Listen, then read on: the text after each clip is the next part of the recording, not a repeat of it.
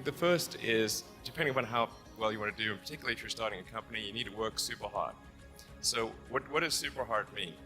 Well, when my brother and I were starting our first company, instead of getting an apartment, we just rented a small office and we slept on the couch. And we showered at the YMCA, and we had just one computer. So the website was up during the day, and I was coding at night. 7 days a week, all the time.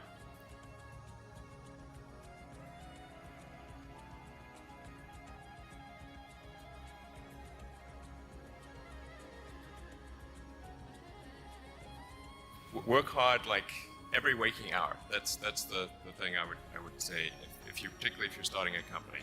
And I mean, if you do simple math, you say like, okay, if somebody else is working 50 hours and you're working 100, you'll get twice as much done in the course of a year as the other company.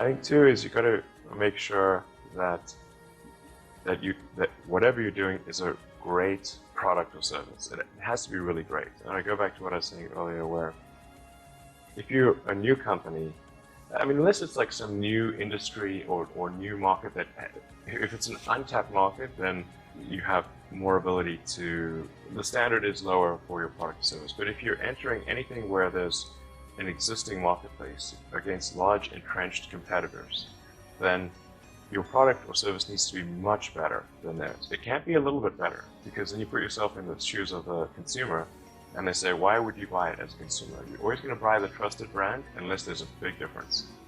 So a lot of times an entrepreneur will come up with something which is only slightly better.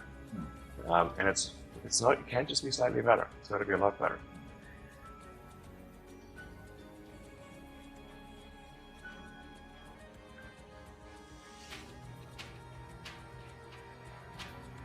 The other thing I'd say is that if you're creating a company or if you're joining a company, the most important thing is to attract great people. So either join a group that's amazing, that you really respect, or if you're building a company, you've got to gather great people. I mean, all a company is a group of people that are gathered together to create a product or service.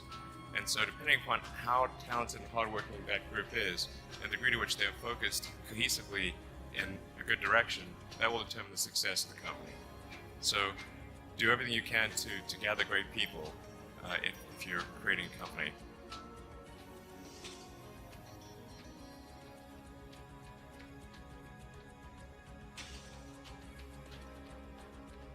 Then I'd say focus on signal over noise.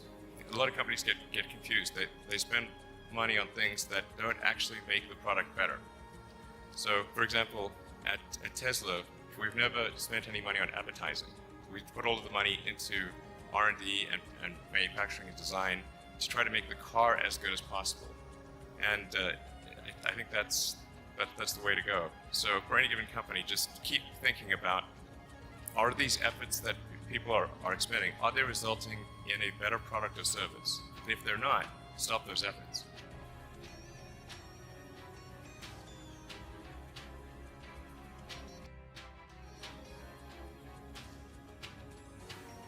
And then I think the final thing I would encourage you to do is, now is the time to take risk.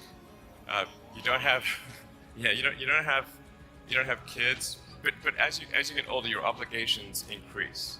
And once you have a family, you start taking risks not just for yourself, but for your family as well. It gets much harder to do things that might not work out. So now is the time to do that before you have those obligations. So I would encourage you to take risks now. Do something bold. You won't regret it.